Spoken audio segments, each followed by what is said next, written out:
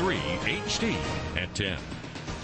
The Madison journalism community joining forces for a special project called All Together Now. Good evening, I'm Eric Franke. Madison Magazine, the Isthmus, and Cap Times, just a few of the media outlets participating. The goal of this partnership, explore the many aspects of a single issue and how it affects our community. Healthcare access is the first issue of All Together Now, and that access is being improved by a revamp of the primary care system in the area. The Night Team's Jessica Arp tells us more about a new concept for healthcare providers, Jess. Well, Eric, if you've had trouble getting in to see your doctor, wished you would have had someone help you prevent an illness, or wanted more access to your own medical records, this new concept is for you, and it's likely to be the future of care.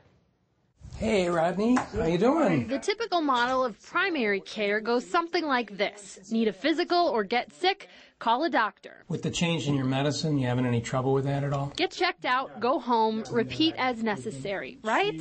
Not necessarily. The idea of the medical home is that it's a much more proactive situation where we are trying to make sure that patients get in when they when they're due for care. A medical home means not just your doctor, but a team of doctors and nurses are working together to care for you.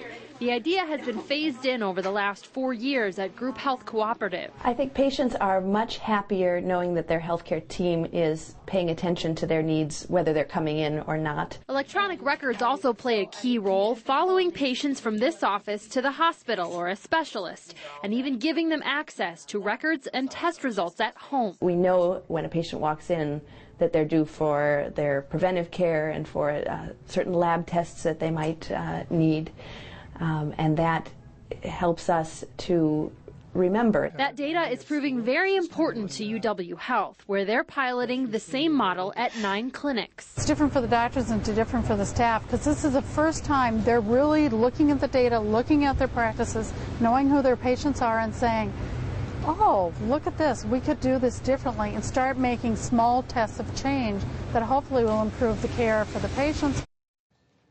Now, since Group Health has been doing this the longest, they've tracked their results and have seen both patient and provider satisfaction levels go up over time. So it seems like it's something people are liking. And part of this new model helps with another major issue, and that is that there just aren't a lot of primary care providers out there anymore. That's exactly right. And this allows nurses and physicians' assistants to play a more active role in a patient's care and allow them to use their expertise more effectively as well. All right, News 3's Jessica Arp tonight. Jess, thanks. Well, the rising shortage of